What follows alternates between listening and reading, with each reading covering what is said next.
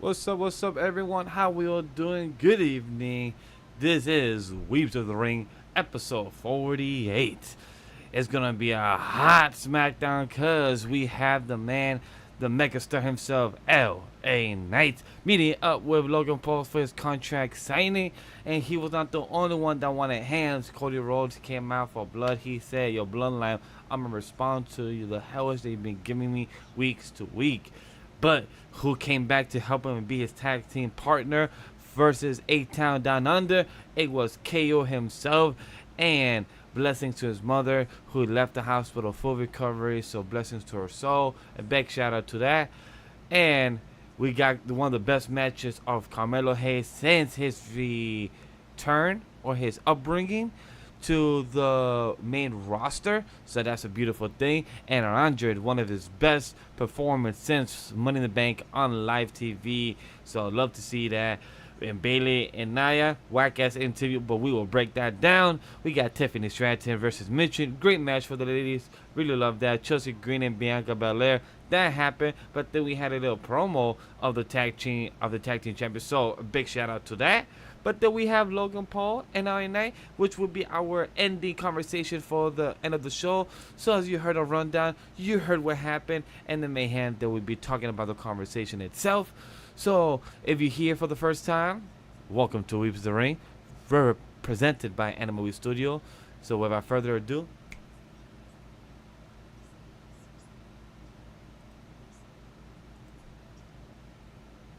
Let's start the show. Oh, we got the show going on. How's it going, everybody? I see we've already got Dominique in the chat.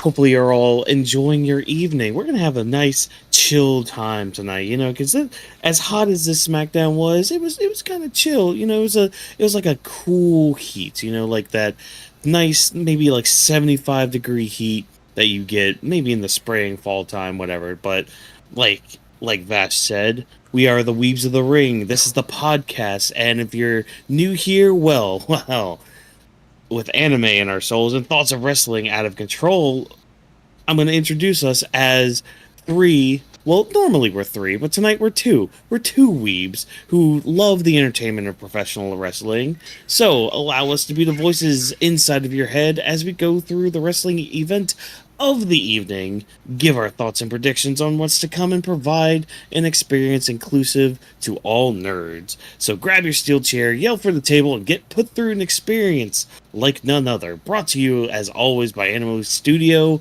This is the Weebs of the Ring podcast. Now, we're missing one of our fellows. We're missing DropThisBox. He unfortunately has to go connect some cuts down in Connecticut tonight.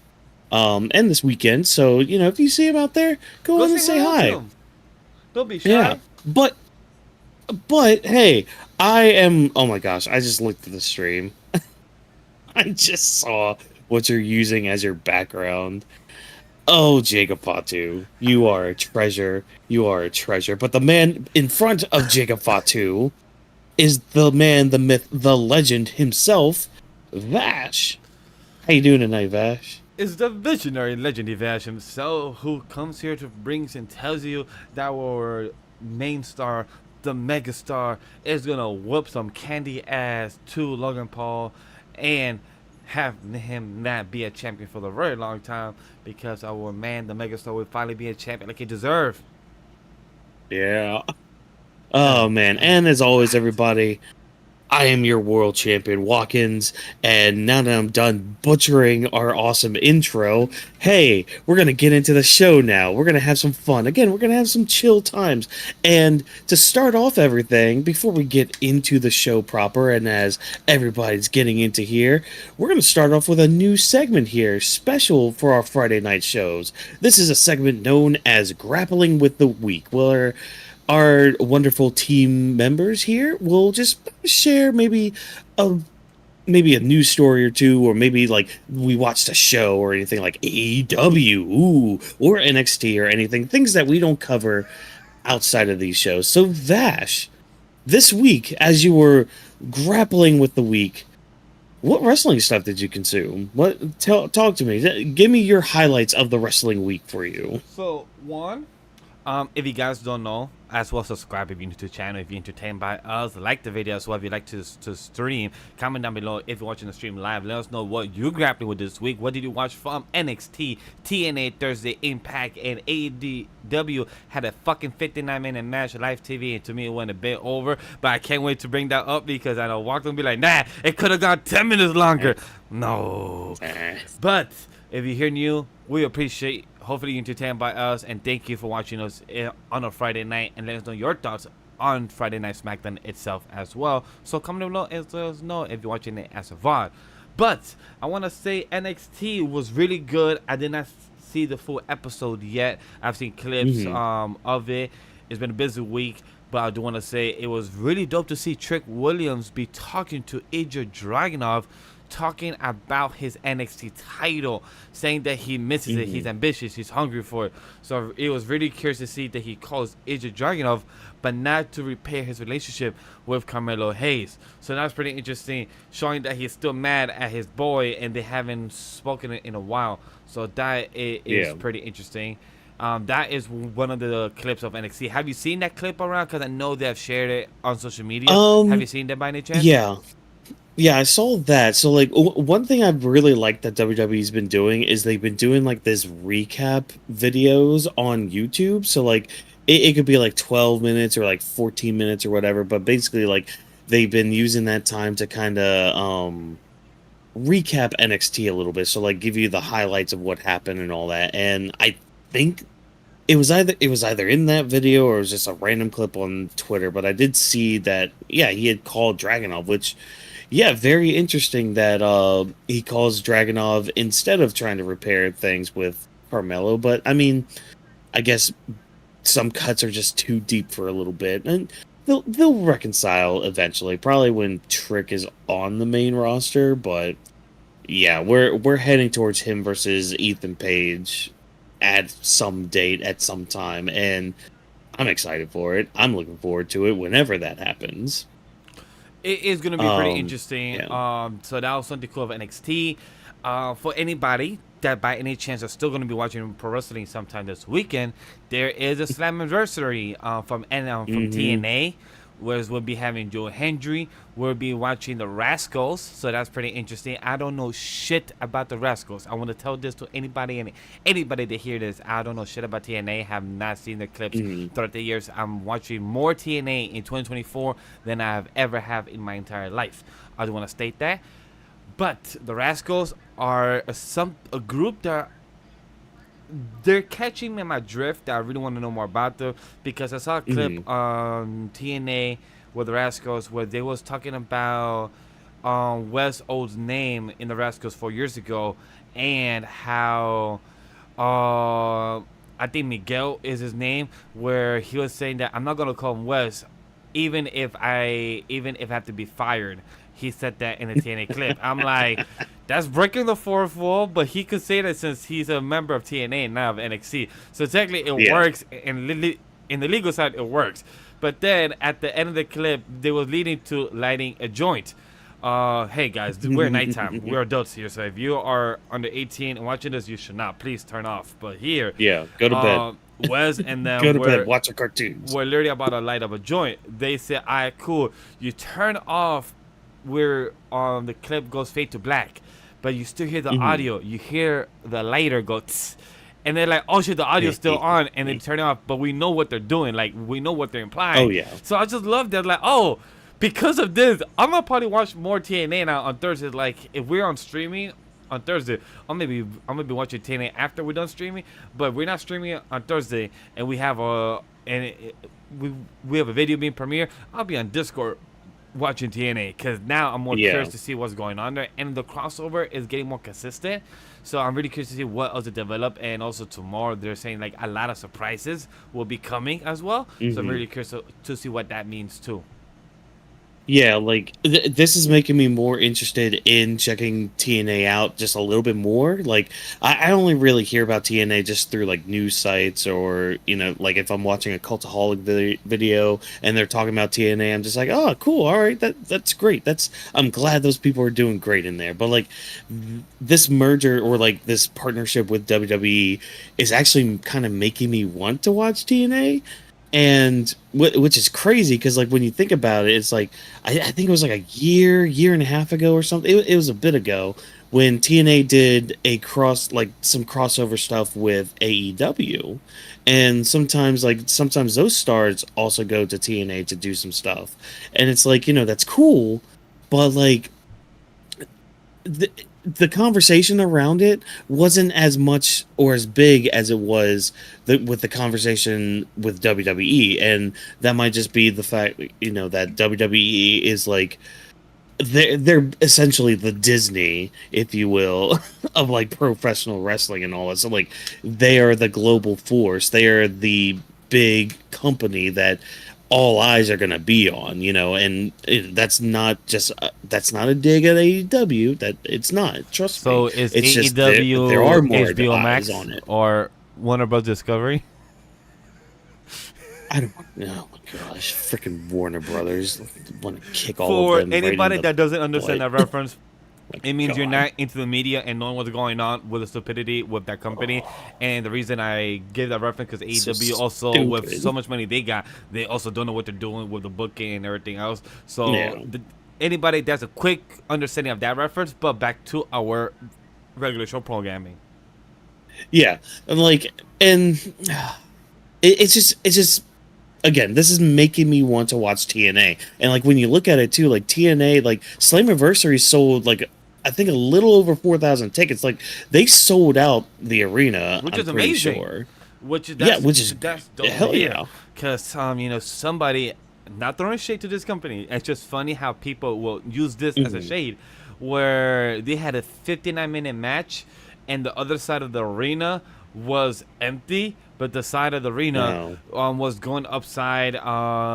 For anybody that don't know who I'm talking about, is Will Ospreay versus MJF. For 59 minutes, they had a little girl even punch MJF, and not just once, not twice, but 3 times to his stomach. 1, 2, 3, boom. And she said, "Fuck you, MJF, alive here." And her dad, they're like, "Yeah, go for it." And I'm like, I would be that dad too. I would be that person. I would too. Yeah. I'm like, I get it. Like, yes, we will talk about this when we get home. You should not say this on live TV, but great moment. Good job, honey. Oh man. So I didn't get a chance to watch AEW yet this week, but again, like just listening to the news and like seeing certain highlights and all that, like I do want to go back and watch that match because it seemed like it was a lot of fun, but that's also like an hour and all that.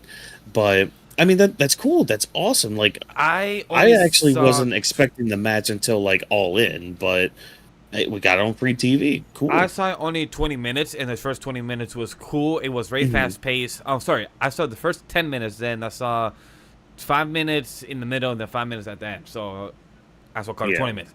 But overall, it was very scattered. It was good entertainment. It was very fast paced, but then it slowed down after I think MJF did, got hit very badly, the spot, and then they sort of slowed down. I cannot give a full commentary feedback towards the whole match itself. Do I feel like if 59-minute match was needed on a free live TV on a 2-hour show? I don't think so. But it could have been a good 40 minutes, but I cannot give no thoughts on it without seeing the full match. But great for MJF. Right. The screenshot that I saw with him having the inhibitor on his face with 2 of the doctors, like I feel like my dude just went like in a Hell in a Cell cage with Mick Foley. Like that's what I thought he went through, but like, oh dude, mad extra, dude, but look up, I guess. No, dude, look up highlights from his Iron Man match with Bryan Danielson I think it was it was last year because it was for the title. Look up highlights from that because like this man, like he's going out of the ring and getting water bottles and like trying to take sips and acting like he's gasping for air. I'm pretty sure they did this spot too with like the air tank and all that. Oh wow! Like So I guess it's a consistent thing from him. yeah, I mean, and MJF's a really great heel. He does tremendous heel work. That's why I love when he's a heel and not a baby face like last year. But that's just personal preference from my end. But yeah, I do plan on going back to watch AEW too. But go ahead. Quick shout out thing. I saw a clip talking about MJF. So I saw a clip from Gorilla Position. If anybody does another YouTube channel thing, they have great interviews and he has great questions. He was having an interview with Chelsea Green, and Chelsea Green was talking about MJF, how she believes that she would like to be about the female version of MJF. Was it MJF or The Miz? Because I saw something about her wanting to be The Miz. In this interview, I saw her calling out MJF like the female version of MJF. So that's pretty interesting that she quoted him and saying that like he's the GOAT in mic, like he's very good. So big shout out to him, during the interview. So it's pretty interesting. But also saying that she wants to be the female version of him too. So that's just pretty funny. Okay, I'm gonna have to look that up later because I thought I saw something different. I can send it to you in the next minute. So while you tell me any last thoughts of what you saw this past week, I could send you that clip. Okay.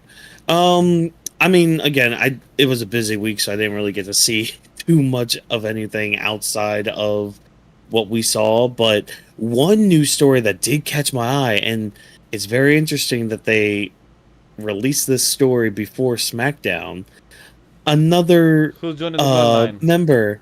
Another member of the Bloodline is possibly coming. Now, which side of the Bloodline will this person be on? Who knows? But hey, apparently Hikuleo is now part of the WWE family. That got confirmed a little bit before SmackDown, or like right when SmackDown went on the air. So, interesting timing for that story to start circulating and start coming out and all that.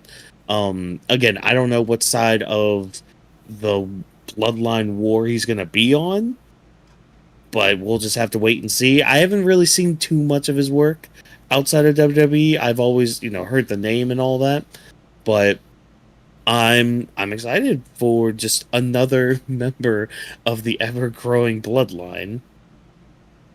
Have you ever heard of him, Vash? I have not heard of him. I heard that a female version of the tag team of the woman division was training with Nia of the Samoans. So they said that there should be like a female Bloodline. And I heard of another group that's trying to sign with WWE as well. And the only other picture of social media I saw was CM Punk and Roxanne training with TNA people this past week. And Rhea Ripley with Roxanne as well. So this was pretty interesting social media clips I've been seeing this past week. And for anybody on the stream, I posted the link of Chelsea Green with MJF on the YouTube stream, and I also posted it on the Weebs Of the Ring channel as well. Whawkins. Yeah. Okay, good. Yeah, I was just looking at that clip. Okay, I see what she's saying. More like kind of like the promo work that he has, exactly, like yeah. just being like that kind of cheap guy and all that. Okay, because I think her thing with the Miz, like that she said in that interview, I think it was more of like the character work, like the Miz. Yeah. So I would never forget this. I People see. need to say the Miz had a fight that none of us, not even the TV, could see that he was fighting John Cena in the ring, but only the Miz could see him. He had a one-on-one fight with John Cena in the ring in an interview, and nobody saw him. That is pure acting professionalism. Wait, what? You don't remember when he pulled the stunt?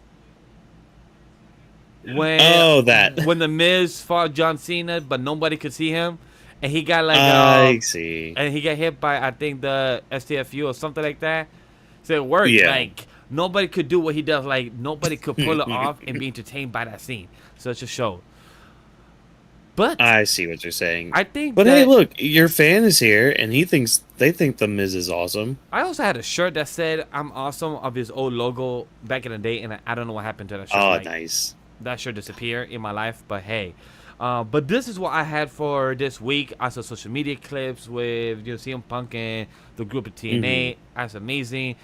Even I saw a clip with Cora Jade and CM Punk with Roxanne asking CM Punk how was the Great Depression. I'm like, how old are y'all making this man look? Like, he has great hair, but he's only like in his 40s. I love it. I'm like, damn. I love it. These youngins that used to be the hugest fan and now is working alongside with him. Just making fun of him is adorable, is fun, and it just shows the chemistry and how CM Punk is doing his own version of the revenge tour, of how everyone has been talking all this shit about him all these years of how he's a bad guy, but then this whole past year you just see him doing the most good things about him, but then he treats Drew McIntyre like a piece of shit. Well, I mean that's the thing. Drew McIntyre's also kind of egging him on with it. It's like, okay, calm down, dude, but I hate you. I hate you.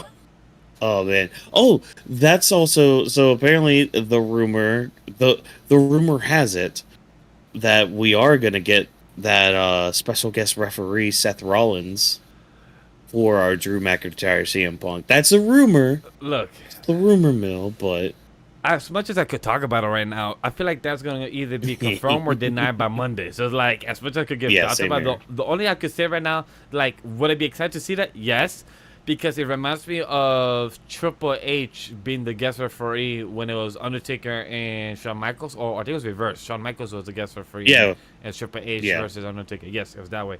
So it kind of reminds me of that. But people need to realize, who's the guy that's booking all this? Triple H. He's literally taking out things from his playbook into making things happen. Even Shawn Michaels be doing the same shit with NXT. He's taking out things from his playbook that happened to him into what's going on with NXT right now. People need to understand who are the things that people are booking are themselves with the same storylines. They're just doing little small twists here and there, and it's working out well. That it is. It is working out really well. And so did this week. We grappled with a lot of stuff outside of WWE this week, but enough of all the stuff outside. We got to go back into the Federation. We got to get back into our work. We got to get down the ring and dirty inside the ring, inside the blue brand. We are here to talk about SmackDown. We're going to talk about it. We got a headline story tonight. This just in, breaking news. Kevin Owens has returned to help Cody Rhodes against, well, first it's against A-Town Down Under, but we all knew the Bloodline was going to come out, wreck shop, and destroy everything, and they pretty much did. They destroyed Kevin Owens, they destroyed Cody Rhodes, but yeah, so Kevin Owens is back. How do you feel about the match that started all of this, I guess? We had a tag team match. A-Town Down Under, one, I'm happy that Cody fought on a Friday Night SmackDown because I see people been complaining for the past couple months that like, since Cody's been champion, he hasn't been fighting on a regular night. All we hear is promos, and him go to do radio talk shows and do interviews. And he doesn't go fight no more. That's his job. He just go fights only on POEs now. I'm like, bitch, yeah, that's his job. Yeah, got a thing to complain about every goddamn way. Like when Roman Reigns was doing this, we had a 45-minute segment on a Friday Night SmackDown back a year ago, even before The Rock joined the Bloodline story. This was just Roman Reigns doing a 45-minute goddamn promo on a Friday Night SmackDown. So what the fuck was the difference with Cody having promos week to week, but only fighting on PLE? He's the champion. He's the face now. He needs to hold it with strength. He has to do the political conversation as a champion, talk to interviews, has his dialogue. I even finished my interview with him talking to Chris, like showing that a lot of people will find something to hate you about. He brought up, I think it was, I believe it was John Cena. He said that, I believe it was John Cena he mentioned that said this, that you don't need to turn the heel. If people don't like something of you already, you are heel to them already. You are Hmm. still the face of the company. You are doing the job. If people are telling you that you need to do something better or different, it's because they don't like you a character already. They Yeah. don't like the political version. They're calling you Homelander, but like people need to realize Homelander is not a fucking good guy. It's like people need to realize the boys. Homelander is not the guy that we should be rooting for. But people like the evil type of mean attitude, but acts like a good guy. So I like that from Cody's side. He didn't wear a suit Hmm. this time when he came out. He was wearing his champion on the side, and he was doing the walk. He was ready for the hands, and having KO come out, who is ready for the hands, who's ready for the brutality, and who's ready for the brawl. I love that. 8 Under is still getting the main event scene, even though the tag Hmm. team champions were not here tonight. Is all good. They still replaced that tag team vibe, so I like that. For the match itself, I was entertained. I was had a good time. But I want to hear you, Whawkins. What did you think overall before we break down the match itself? So it's like, okay, where do I even begin with all of this? It's like, shoot, now I'm drawing a blank with everything because it's like, okay, where do I even begin? So it's like, we had Cody come out, starts talking, oh, I'm best friends with Randy Orton. He was my mentor coming in, all this stuff about Randy Orton, how great he is and all that. So we're already starting to plant seeds for Randy Orton versus Cody Rhodes. We're already planting those already. But it leads into like Cody basically saying, "Nah, nah, nah, nah. I'm not gonna pull no pity party for Orton. He wouldn't want that. Solo, I need to talk to you." And like he kind of put Solo down a little bit. And I'm like, okay, well, this is kind of working, but like, because Cody brings up a good point about You're not ready. like a year ago. Yeah, Yeah. like he brought up a year ago, like, oh, I went up to you and said you're not ready. It's like, okay, you're right. You're right, but it's like you're also kind of like putting down where he's supposed to be story wise, and like I think that's one thing we also have to grasp too about like the stories that are being told, because like we kind of got to change our mindset a little bit of what we're used to in WWE and what is being set up and what's being shown on the product. Because like I think you had hinted at this too. It's like the WWE champion is a company man. He's the guy that's doing the interviews. He's the guy that's like being the face of the company. He's the one that's going out like kissing the babies, doing all the political stuff, like they are the person that you think about when you think about the company. Roman Reigns was that guy. John Cena was that guy. Hulk Hogan, back in the 80s was that guy. And this is Cody's time now. And it's a different schedule. So like, yeah, he is going to be fighting mainly on the PLEs. He's mainly going to be like defending the title on those big shows. He's going to have those big matches on the show. Whereas like the weekly product, he'll be there to talk. He might get, a little physical, but like not like a big match going on. So him having a tag team match tonight is fine because it's also protecting him as well Yeah. for further matches down the road. Because like So if he yeah. had a single match, no matter what, on a live TV on a Friday Night Smack the regular, Cody was gonna win always, no matter what. That if he had a single Hmm. match, he'll win.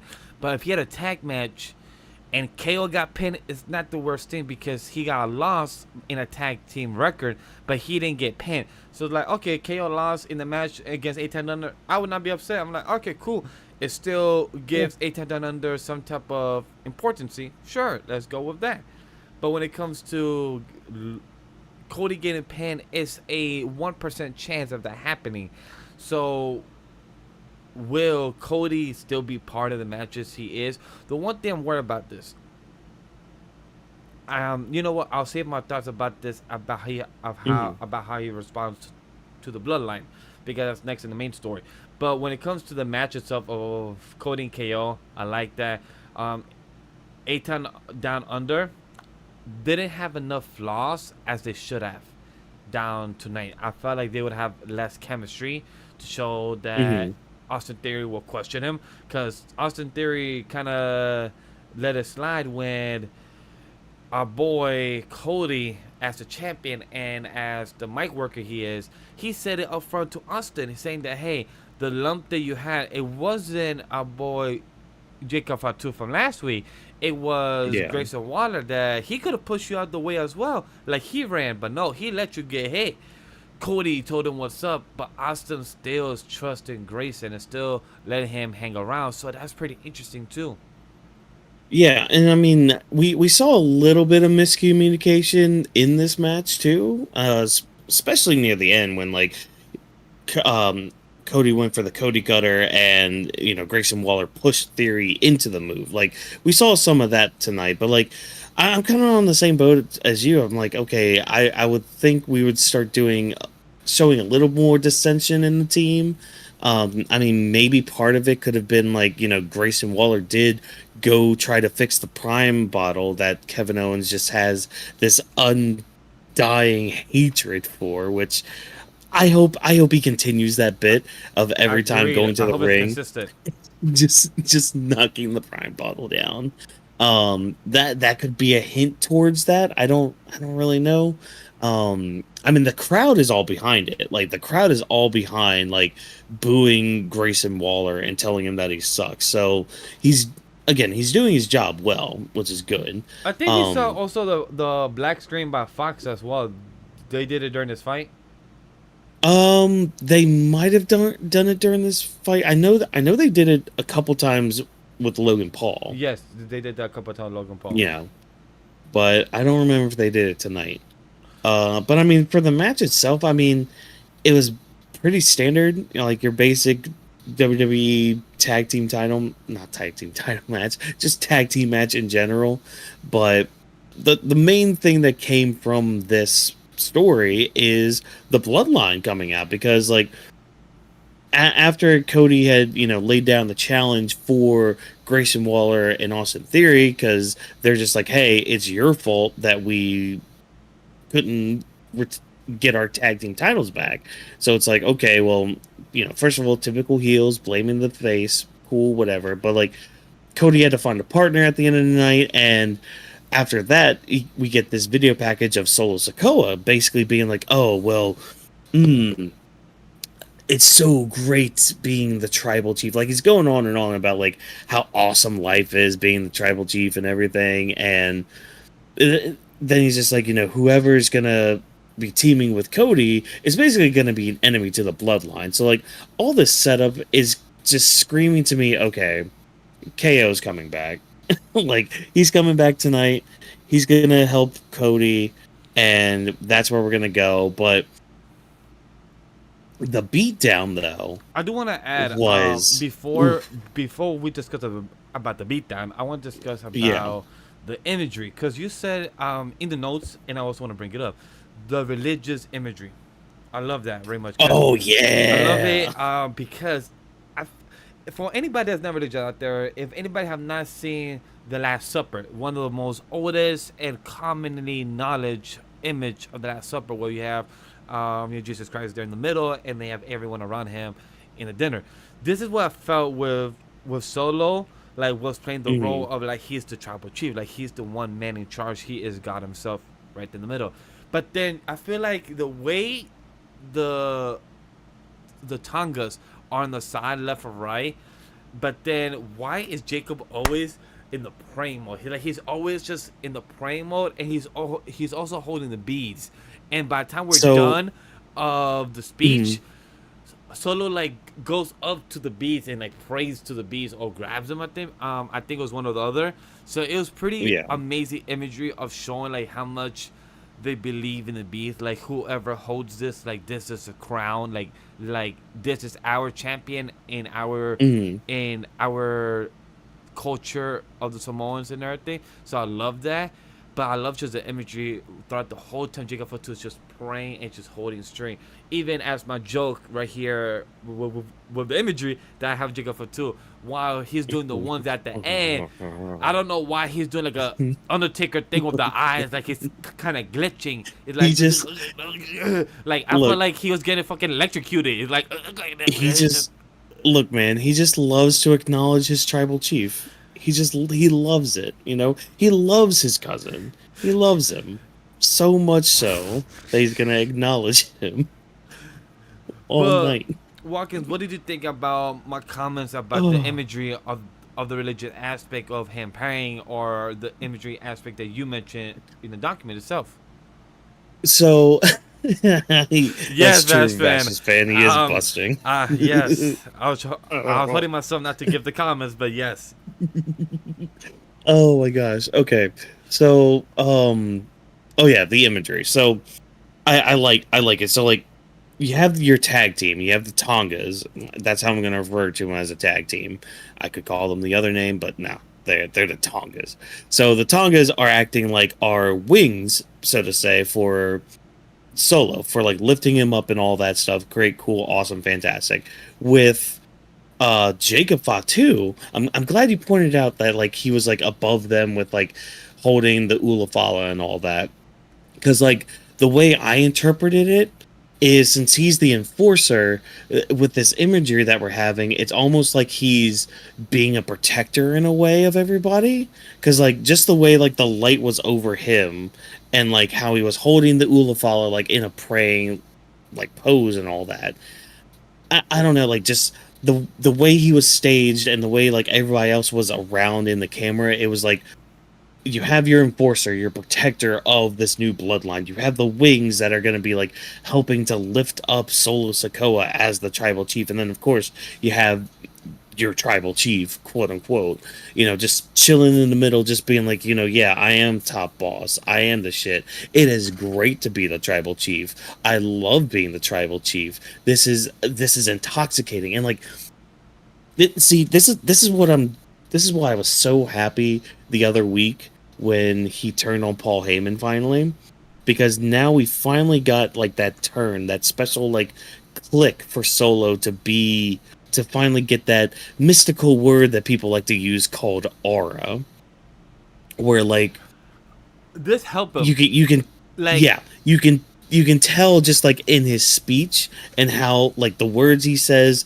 and the way he says them now, being tribal chief is toxic for him. It's like it's changing him, and we're seeing just exactly, because like this is how deep this bloodline story runs. If you remember, like a year ago, with Jimmy when and Jay. Jimmy, Yes. yep, when What Jimmy, Jimmy betrayed or technically stopped Jey Uso mhm, from not going to tribal chief mode, because he said you will turn out like him. I don't yeah, want you to get intoxicated because and become the next Roman Reigns. Look what he has done to us. Look what he has betrayed to us. Look how he has treated us as his own cousins, as his own family. He has manipulated us. He has changed us.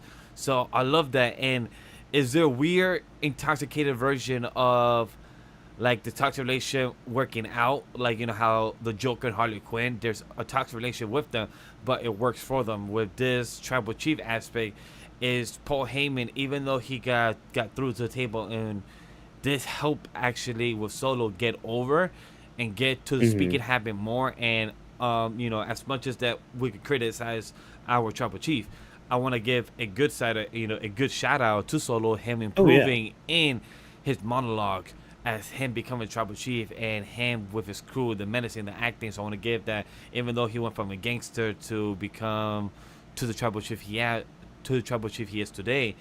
Even Cody Rhodes brought it up in his speech tonight. He said that I told you a year ago, and I'm telling you now, you was not ready. So I love that how everything mhm, that gets brought back even a year ago when it comes to Madison Square Garden, the arena, when it comes to what Cody told Solo a year ago. I love how that gets brought back, and him saying that Enforcer, that was a good name for you. Look where it got you now. So I love all these things being brought back. It's like all the things that was said, it still gets foreshadowed, it still gets brought up. So it just shows the detail in the writing to the bloodline, to the new people that are getting signed to be brought, like the bloodline mhm. story could go on for years to years, as long as that it gets treated right and gets done well with the writing team. It could get for years and years and decades. Oh yeah, and I mean, because again, like we're pulling just from concepts from just a year ago, from even a different part of this whole feud, a different part of the whole story too. So it's like that's what I love about just like our new direction for WWE going forward with like the storytelling and just like how, because like as a fan you feel rewarded for remembering that stuff. Like you just right there, when I was starting to bring up the Jimmy thing, like you right there were getting excited about it. You were like, yes, I remember that too. Like it's been so long since like, and I know I don't want to harp on the whole Vince McMahon thing, blah blah blah, whatever, because like that's just a broken record, dead horse that keeps getting beat up. But like when you've experienced like years of like being felt like you're being treated like you were stupid from the product that you love and all that, like it feels good to have the moment of being like, okay, you know what, I'm glad I'm being acknowledged that I've remembered something that happened. That's something that was like kind of deep in a story. Like you brought it back and you used it in a good, positive way and all that. Um, but yeah, I mean, I thought that was a really good thing for Solo. I thought, that this whole program itself is helping to build Solo into a better character, a bigger character than he could have been. And I hope it translates in the ring too, because that's the very important part of all this, is like making sure the character translates well in the ring. Like we'll talk about LA Knight here in a little bit, but it's like, you just want to match what you have and all that. I just want to say, when it But comes to man, Solo, great opportunity. He came through. He said that he will give the hands to KO to any tag team partner that is being there. But I have a question to you, Whawkins, before we transition, because I know we're about to be yeah, done with the segment of the Bloodline overall. I have a question to chat as well. Let us know how you feel about this, because this is not the second time. It's been the third or fourth time that we have Cody Rhodes. Sorry, it's the second time that he gets to see a friend of his get beat up. Randy last week, KO this week, but it's the third and fourth time that he gets jumped by the Bloodline, and this time with no help. How would you guys feel now that we're about to enter SummerSlam? We know Cody is not going to be losing against Solo. We know that Cody needs to leave the Bloodline storyline after SummerSlam, and he continue his own rivals with other individuals to continue his storyline as a champion. But a person is rumored to be returning, Roman Reigns. Do you think that he will be feeling like like the phrase of a second fiddle when he comes back, Roman Reigns, and Cody, who is our champion, doesn't get enough, like, hey, you're getting help by the previous champion, but now he's having his own story with the Bloodline, and where's your story going to be continuing? So it's like, that's a question. yeah. And that's actually something that was brought up in a group chat of mine. Perfect. Well, kind of, because like somebody had made the comment. They're like, man, WWE really likes to put the big title on their big story, and they were just like, what if Cody did drop it to Solo? And I read that, and I'm like, I don't know about that one. I don't know about that one. That's tricky. It will feel undervalued if he drops it to Solo's. Like, wait a minute, but he beat AJ Styles, where AJ Styles is a better opponent than Solo. He beat Logan Paul. Logan is better than Solo. That is a flip toss. It depends on conversation wise. That's not time for here or there. But then for Solo to beat Cody, it's like, it's like a big, like, what do you do? Like, okay, Cody just lost his championship within 3 months after WrestleMania. It's like, really? It's like, really? And well, especially after the story and all that, and like even if it was like Solo getting help from the rest of the Bloodline Junior and all that, like it would just feel samey to Roman Reigns as well. Because I mean, a lot of people were criticizing later down the road, Roman Reigns matches where like they were all ending in controversial fashion with Bloodline interference and all that. So it's a very fine line you have to kind of walk and balance yourself on, because like you don't want to make the wrong choice when booking a match like this, and especially with stories going on like this, because like it is a fear that, like, if Roman does come back, does Cody kind of take a back seat to the Bloodline storyline? Like, what gets precedence in your TV time then? Like, the story that's about your main title and the face of your company, or about like the big group that basically ran the company for like 4 years? I'm not expecting for Cody to become like Super Cena. I'm not expecting him to just, Hmm. beat the Bloodline, somehow get unbeatable strength and just take out Roman Reigns. I mean, take out Solo, Jacob, and take out the Tongas. No problem. I'm not expecting it. Like, yes, of course, Cody is not gonna be able to do much since he's getting jumped by 4 dudes. You're getting gang up right now, but like, what can you make a champion? Can he look more? I'm not saying our boy look very pathetic. I'm not saying that at all, but like when Roman comes back and he helps him out, it doesn't look that much more powerful than what he was before. Like, I want my champion to Hmm. look strong, and right now he looks like he's getting beat up week to week. Against other than the POEs, he's putting great matches, but then on a week to week shows, like, but he's losing. So what does that make the Bloodline when it Hmm. comes to SummerSlam? The Bloodline can interfere as well. Yeah. Well, like, I guess the thing with like making your champion look week to week, or like week, excuse me, sorry, words tonight are escaping me. Um, Whenever, like, having your champion look week to week. There we go. That was 3 weeks in that sentence.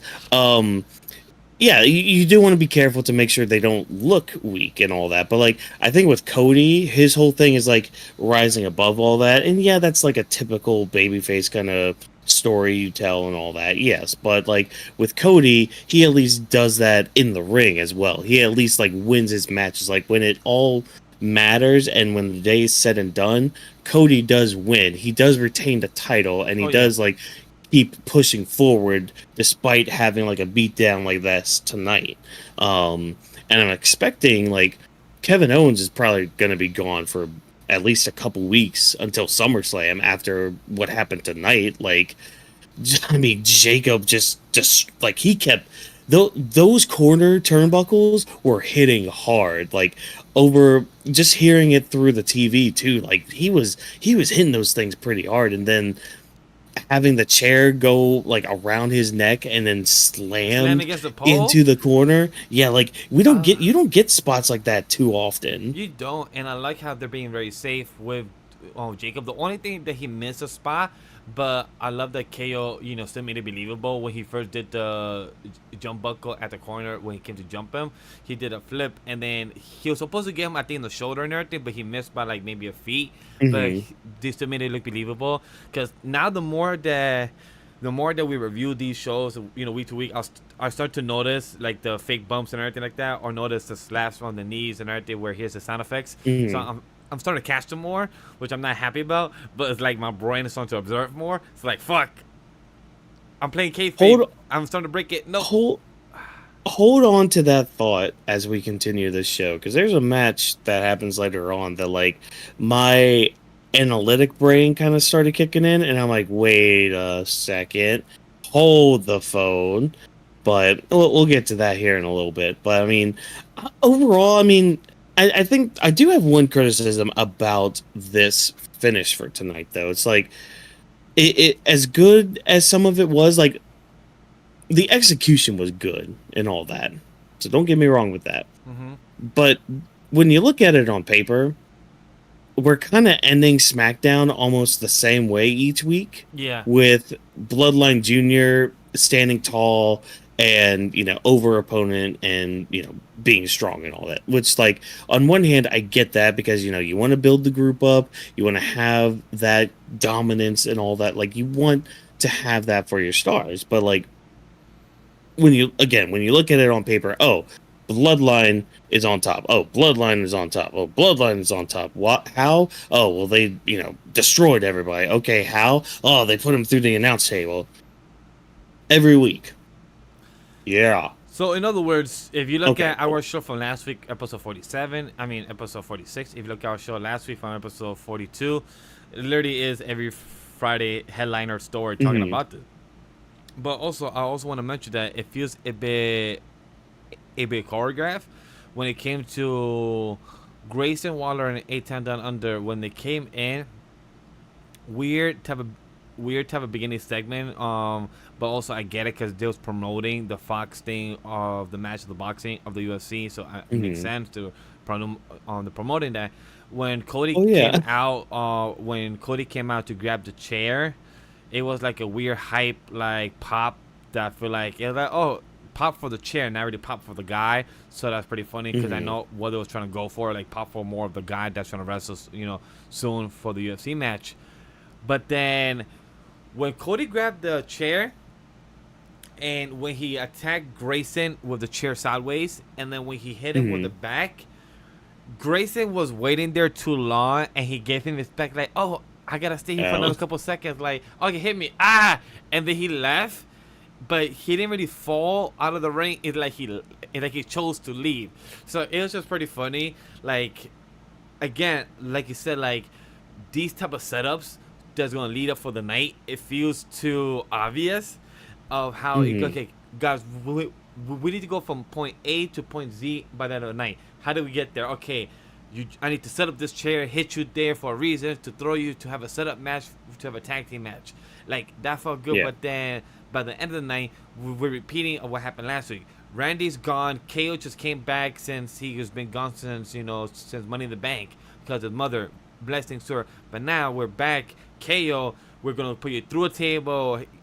Have your head through a chair. Have your head hit by my ass cheeks by our boy Jacob for 2 good 5 times, and then you're gonna be knocked out for the next 2-3 weeks until SummerSlam. Man.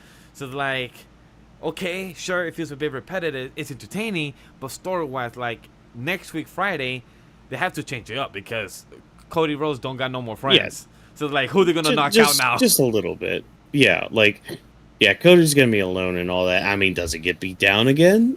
Who knows? We'll have to wait and see with that. But I mean, I don't have much more to say on this whole story with Cody and the Bloodline. Like, I'm kind of ready for Cody to be away from the Bloodline for a bit. Kind of the same with Kevin too. Like, I'm kind of ready for him to also kind of step away from the Bloodline. Hell, maybe he can cash in on a favor from Cody and maybe face Cody for that WWE title. That would be cool. I wouldn't mind seeing KO versus Cody Rhodes for the WWE title. I can imagine KO literally.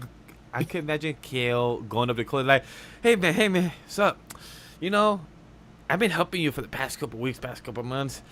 Man, I'm fucking tired of versing the Bloodline. Since we're doing this story, can I just fight you man to man, respect to respect? Like, since I had your back, can we just fight for the belt? Have a good match. If you win, it's all good and everything. All right, cool. It's all agreed. Your neck out this, you make it official.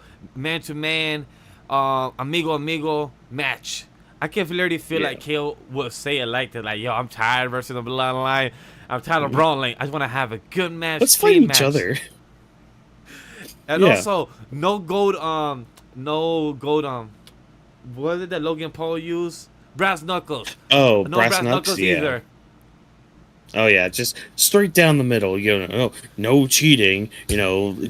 Fingers crossed, no cheating. Unless a Viper or Snake comes back and just wants to do a little RKO, and goes to skip against the line, that could happen too. Yeah, that could happen as well, but we'll have to wait and see with that. But other than that, that is our headline story. That is our main storyline. Let's move on now down the card, just a little bit, just a tiny bit, down to our mid-card stories. We're going to start off with a match that I had started to reference earlier.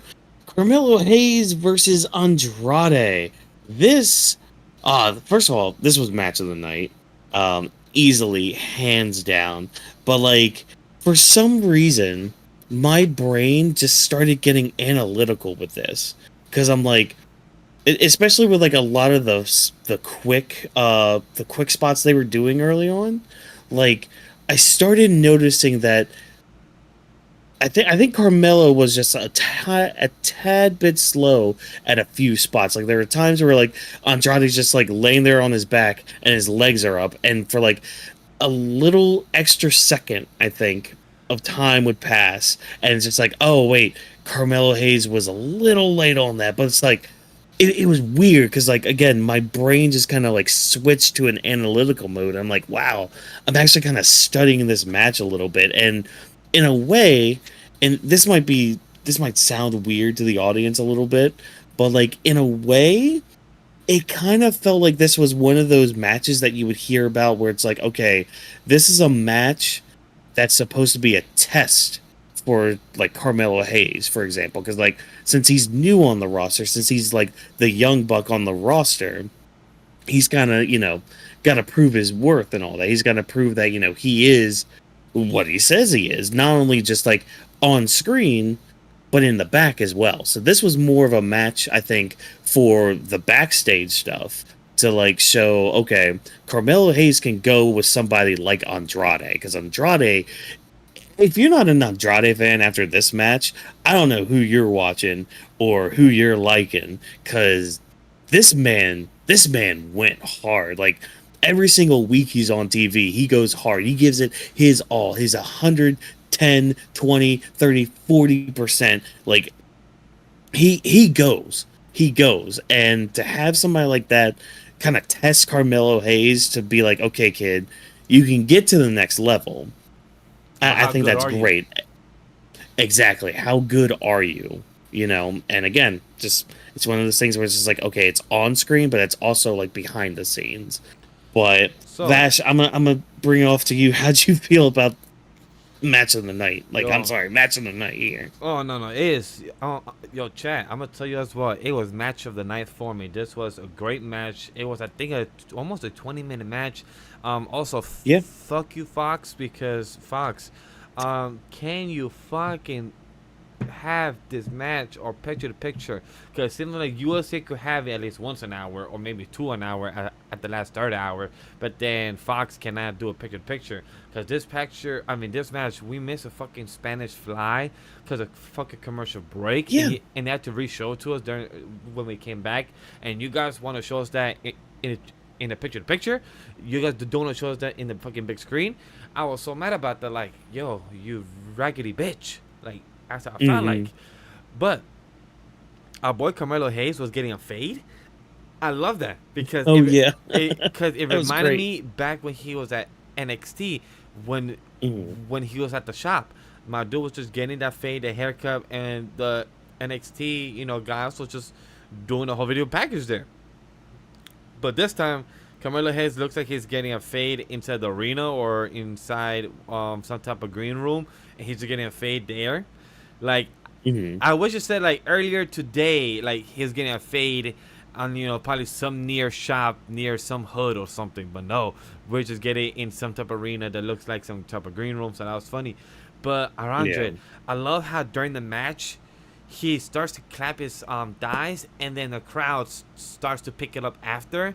So they start doing the clap on beat for him to set up his move of the double knees. And I love that because not a lot of people or crowds could actually get behind that. Like you have the superstar start clapping, a lot of people will take it slow, but no, like they sort of catch up with his beat, and then Andre with the beat he gets to go on the double knees. And I love that. Like, it's very well timing, and the crowd is starting to go over with him because it showed since Money in the Bank he was the MVP, and people start to go with him after this match and that POE. I love it. Oh yeah, and I just want to point out. I want to point out just one spot up here. Like, it was this. I'm calling it a double moonsault. I don't know what anybody else calls it, or like what the actual name of the move is, but like basically double moonsault. Like, Andrade goes for a moonsault, he misses, but he lands on his feet, and then he does another one. Like that. That shit looked beautiful. Yo, like, especially the first one. Oh, it was good. I don't know if he planned that. Like, was that something that Carmelo would move on purpose, but then Andre did it after, like a second move? I don't know what it was, but it felt like, when you in Smash Bros. Or when you play a fighting game, you press XX to kind of double jump? Yes. this is what felt like Andre. Like, he did a moonsault, but then he pressed X again during the landing of the moonsault. He landed the right on cue, where you have to land go like this, and you have to land it right in the middle. He landed it. He got the X, and they did another moonsault. It felt so perfectly sync.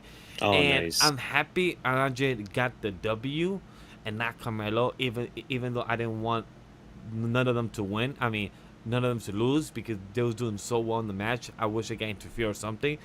But for Andre to get the W, it builds the character of Carmelo, because he keeps saying that he don't miss, but guess what? He is missing right now. So I love that this builds the character of him saying that he don't miss. He's him, and he was gonna win tonight.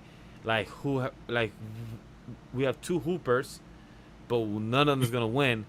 And it's not gonna be it's not gonna be you. It's gonna be me. But guess what? He lost. So I love that for Andre to get a W, and it builds his character. It builds his presence. So I'm very excited for that, and I hope Andre goes for the U.S. title after LA Knight wins. LA Knight versus Andre will cook so fucking well. I can't wait for that. I bet you that'll be one of the first matches in the later quarter of this year. So, first of all, yes, all of the yes. That would be a great match, just for spectacle alone. Like, give me that. But a couple things I want to point out. A couple things. So, like, first of all, there's a bit of hockey. There's a bit of hockey at the beginning of this match. Like, just the stare down we had from Carmelo and Andrade. That, it was great. Like, I could feel the intensity and the tension that they were trying to get across. I could feel that through the screen. So, loved that. And ladies, gentlemen, boys and girls, and ignorant children of the aisles, who's ready for a little fun fantasy booking with yours truly? Oh boy, because I had an epiphany, and I'm glad you mentioned something about Carmelo Hayes' story and about him being quote unquote him. Because, like, I think I'm starting to see the picture. I think Triple H, I think I'm starting to see your long-term booking with Carmelo Hayes, and it's kind of in comparison to Braun Breaker on Raw. So with Carmelo, since he's been on SmackDown, he hasn't really been winning too much. Like, he's been losing a lot of matches. He keeps saying he's him, but, like, he keeps getting cooked, and he keeps, like, failing short now. So it's like, okay, wait, I was him. Like, I was the top guy in NXT. Like, even if I lost in NXT, like, I was still him. But, like, now that you're on the main roster, you're floundering a little bit. You're not him. Like, your aura has been going away a little bit. Like, your presence overall is just not at the level that it was in NXT. So, like, what's going on? Why is this happening to me? I thought it was great. I thought it was this awesome person. So, like, now Carmelo Hayes can start, like, doubting himself, and, like, he do what? No, you. Oh yeah, you're good. But, like, where was I? Oh yeah. So, like, he can keep losing just a little bit longer until, like, finally he starts realizing no matter what it might be, the thing that, like, finally gets him to start winning and start, like, getting more, more wins under the belt, cooking more, I guess, and can all lead to him facing Braun Breaker again and kind of reigniting that rivalry, whether it's for, like, an IC title, world title at that point, who knows? But, like, we can build up to Carmelo Hayes. Now, the reason I bring up Braun Breaker, not only because of, like, the history that they've had, but, like, look at what he's been doing on Raw. Like, even if he loses a match or, like, gets screwed out of a match, he still gets his heat back. Like, he's not stopping. He's not, doubting himself for a second. He's not second guessing anything. He just continues a beatdown. He just goes straight for what he wants, and that's getting him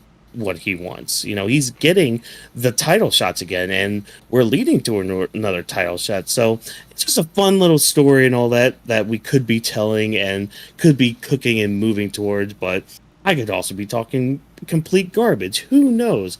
I don't know.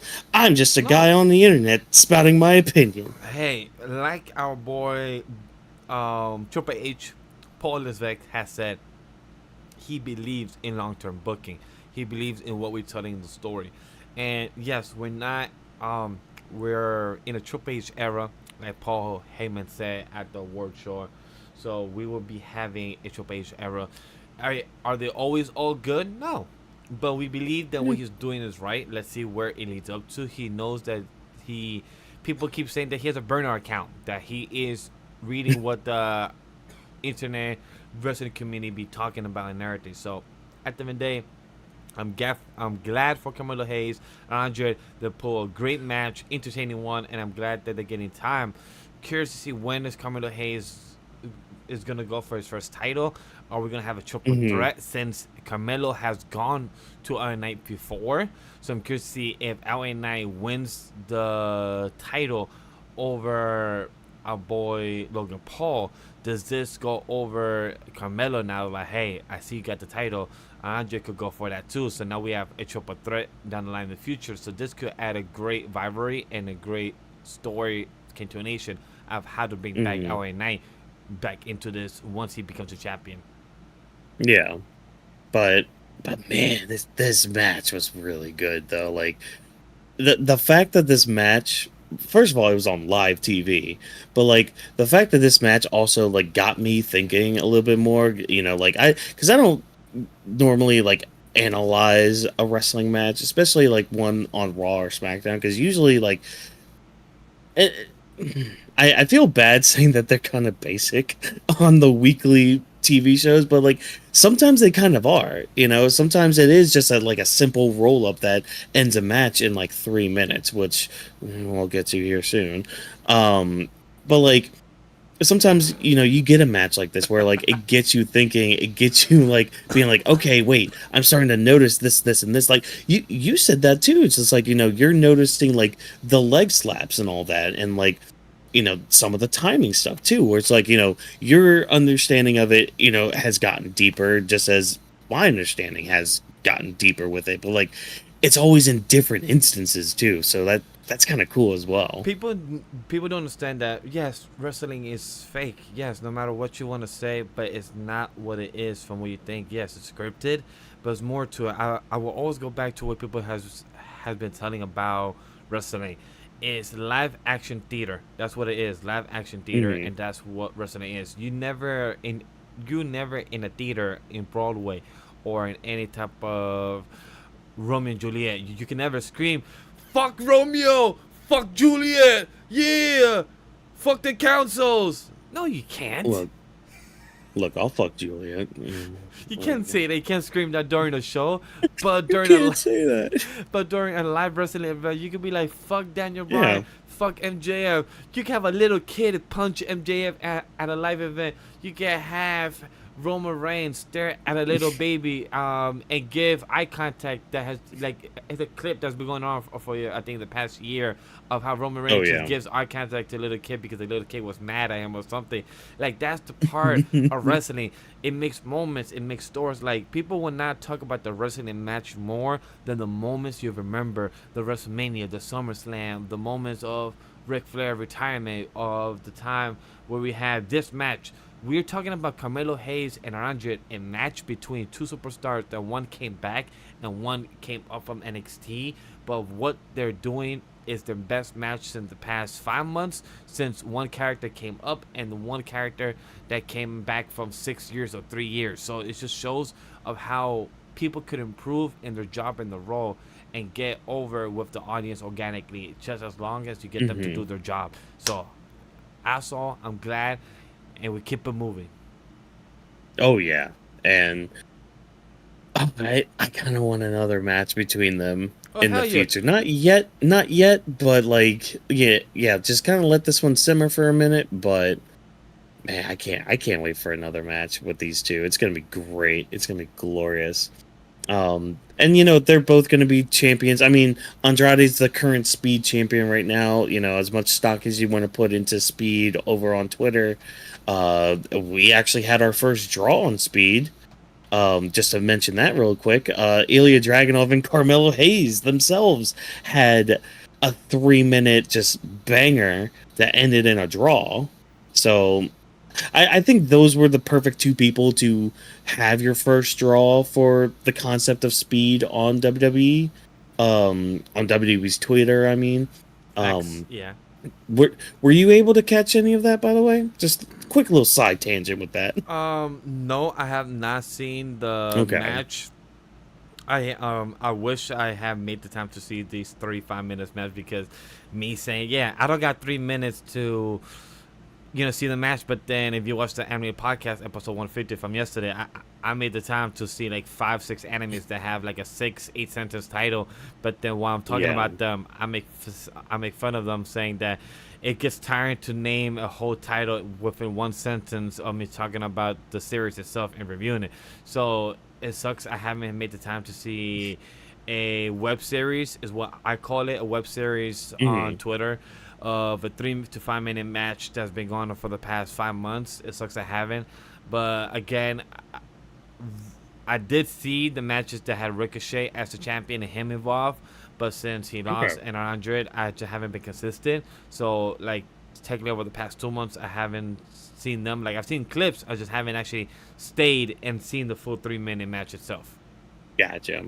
Yeah, I mean, it's pretty good, and especially after it ends in the draw, and they kind of do a little bit of a story with it too, like just kind of pushing something at least for speed and all that. But from pushing from one 3 minute segment to a couple other quick, very very awkward segments too.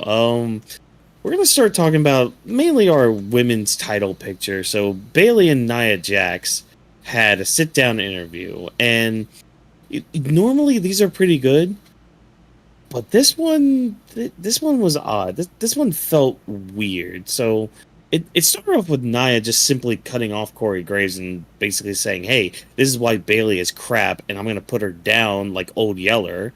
And Bailey just saying she hasn't changed at all. Like, she's still like, I do like how Bailey kind of brought up some of the old criticisms, or even probably some of the current criticisms of Nia Jax, of being like, even though she's bigger than everybody, and that's no dig at on her, in a negative aspect. Just she is bigger than everybody. I mean, it's just like how Vash is taller than me. He's technically bigger than me. But uh about like how she's like reckless in the ring or clumsy in the ring. So like those are some criticisms that Nia Jax has had like her whole career. So I kind of like how they're kind of pulling from that aspect of it, but to me it's just kind of weird for Bailey to bring it up, even though she's bringing it up in an instance where she was injured by Nia and had to miss SummerSlam. So, I don't know, like what I it like was, about yeah. this, even though I agree over your con, I like what she said after, because it led up to Hmm. the conversation about SummerSlam 2017. And I love Yeah. how this is kind of like almost like 7 years later, that we're repeating a story of two of them going 1-on-1 for SummerSlam, but now it's for them having a title match. And I love Yeah. how they say that, hey, you haven't changed in the past 10 years. So it shows the rivalry or the disgust that Bailey or Nia have against each other, of why they don't see eye Hmm. to eye, and how what Bailey said, that you haven't changed. The thing that I found weird is just the way this interview ended, the way Bailey talk her shit, and then Nia kind of just, you know what, I'm done. I'm gonna just take up this whole mic. Yeah. I'm out, and just left. And I'm like, usually it It would was have weird. Nia, like, usually when a character does it during an interview, they would leave the interview but then walk over to the other side of the interview and go beat up Bailey. That's what usually Yeah. leads up to, but it didn't happen. So I'm like, okay, this kind of came a bit random. But let me add a question to you, Whawkins, and to the audience, because I was checking out another interview this past week. The reason I saved Hmm. this for this conversation is because this is an important news that anybody's aware. So our boy King Booker, the 5-time, aka 6-time champion, Booker T, he is the one and only that won the King of the Ring, and had actually led up to a world title opportunity back 20 Hmm. years ago, and actually won the title. This is the first time after 20 years later for King of the Ring to have an opportunity Yeah. for the title. So Gunther and Nia are the first two people in 20 years to actually use an opportunity of the Queen and King of the Ring opportunity to go for the title. But the question is, since it's been 20 years, we have a King of Women for the first time. Now the question is, would Gunther win or would Nia win? Because one of them will have to lose to have it feel inconsistent, or will both lose or both win. So that's a question to you now. Now that we know this type of statistic that I was unaware of, that it's been 20 years and the first time that Triple H brought this back as a prize, whoever becomes the king or queen will get this opportunity in SummerSlam. And for Bayley and Nia, having this rivalry for them, and Nia's the one that took out Bayley, I think Bayley will come out on top, because this also brings a feud or a little spice flavor into the relationship between Nia and Tiffany, since Tiffany still owns the briefcase, but Nia lost opportunity now to have another go at it since Queen of the Ring. That's why I feel my prediction is for, for SummerSlam. So, I'm going to start off by saying Gunther should win. Okay, great. Thanks for coming to my TED Talk. He's losing, but that's for my that's for my Monday conversation, but yeah. I am going to destroy your favorite isekai this anybody, week. This oh my god, yes. This is what our girl did. Even though you cannot see the color that's being camouflaged is green. So that's happening. So she actually did a design of tape. That's funny. But I love that. I will save the comment later for the fight, because this adds a reasoning to her case. But what do you think about this? So anyways, going back to that, again, like I said, Gunther should win. But when it comes to like Bayley and Nia, there's the whole Tiffany Stratton thing with the briefcase and all that. Like, she could cash in, she could not cash in.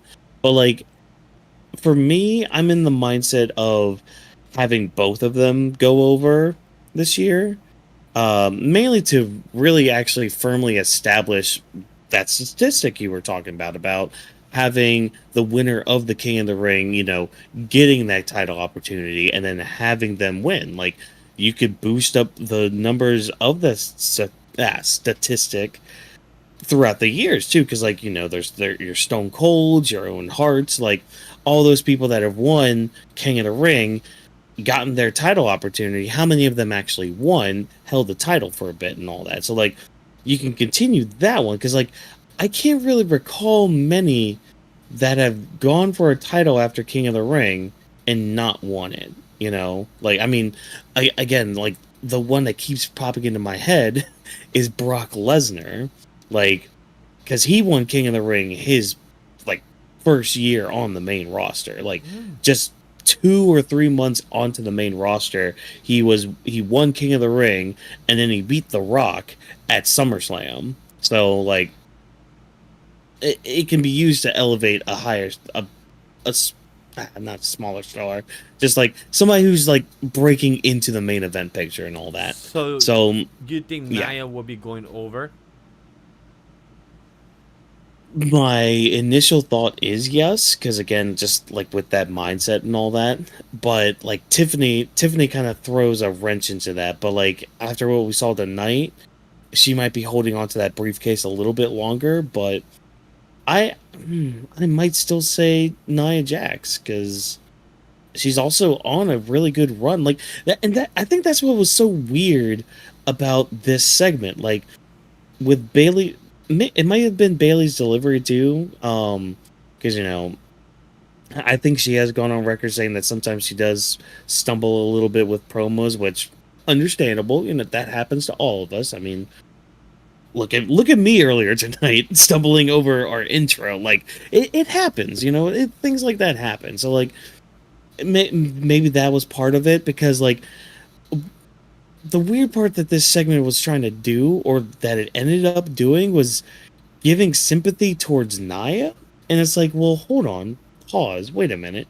Nia's supposed to be the heel in this feud, and yet you're having your face like spew some heelish things and things that a heel would say, and like Naya's almost about to break down in tears on camera. Like just the way she was saying, "Are we done here? Like, is this done yet? Yeah, I'm done." Like the way she kind of said that, like it was almost like she was about to cry, you know, which I don't think she actually was, but like just the character herself, like I don't know, it's just it kind of took me out a little bit. I'm like, okay, that was kind of weird. Again, I don't know if it was delivery or what, but like this didn't really lead to anything else with, or well, no, it led into the match we're about to talk to. Um, because hey, don't you like 3 minute promos for people that you already know about? Yeah. We had a 3 minute promo about Tiffany, who's been in the main roster for the past like 6 months. Yeah, So it's like, like we why? had this 3 minute hype promo, just being like, okay, here's everything that Tiffany did, and it's like, okay, cool, that's cool, but it's like that's something you should probably save for like whenever they do a PLE and it's like, okay, well, here's our commercial time, and they show you, because you don't have, Peacock Premium or whatever, But I will tell you they this: show you like that the kind of the ad or promo was whatever. fire. I will tell you this: the promo was fire Yeah. because it showed a highlight reel of Tiffany Stratton, of her against being the NXT Women's Champion, her going Yeah. for Money in the Bank. Like, it showed her highlight reel of what she's done as a champion and what she's been doing so far. So cool reel, and it was showing of how also how beautiful she is as a Yeah. wrestler. So it showed all her abilities and her attributes. But when I Mhm. was watching it, like, she hasn't been injured. She hasn't been gone for a couple months. So like, why do we need this random hype promo? Like, it's not like she's Nia that needs a promo to be more aware of who she is, because people haven't seen her for 10 years or something like that, or people have Mhm. just started to come back. So it's just weird timing to have a Tiffany promo. It threw me off, but I'm like, sure, cool. Yeah. This is random, Well, but like yeah. part of me almost thought this is all we were getting of Tiffany Stratton tonight. I was like, oh wait, no, this is it. Oh no, oh no no no no no. But then it got into her entrance, and apparently we have a match here of Tiffany Stratton versus Machine. So me, I always get her name mispronounced, but whatever. Um, Mia Yim, as she used to go by, and as she will always be in my eyes. Uh, Same. she's putting in some work. I mean, she's on these shows weekly. I mean, she was on NXT for a bit too. Like she's on TV weekly, like doing things. But like part of me doesn't care to see her.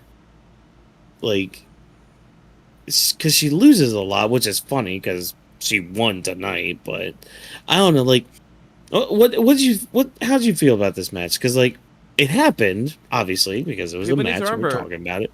Mia But yeah, Yim also is an amazing wrestler. I just want people to understand that she's a she's great. good. Yeah. She's an amazing wrestler. She's been, I think she has been in TNA as well, I believe. Um, she has great opportunities. She has done great at NXT. She's getting booked on Tuesday nights and she's getting booked on Friday nights.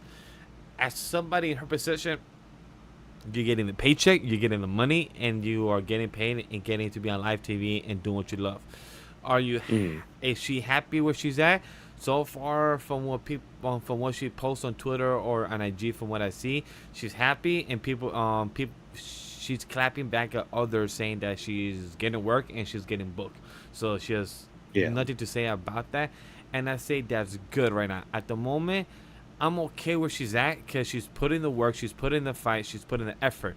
Until we get the women's United States champion version of what we're rumored to see, Hmm. rumored to be, and then once there's like a mid card title position, then where we can have Tiffany or Mitchin, or we can have Chelsea Green or anybody go for that title, then if if Mitchin or Mia Yim is not involved, it will be a disgrace or disappointment if you do not put her, because she's been putting all this work on Tuesday and on Friday nights, putting book, losing with the OC, they're also putting people on NXT over, so I feel bad for the OC as well. But if this is what they're happy with and this is what they're chill with for the current body from what they've been doing for so many years now, I'm all for it. So for Michin losing, but I mean for Michin winning tonight, great for her. Very happy for her. Yeah.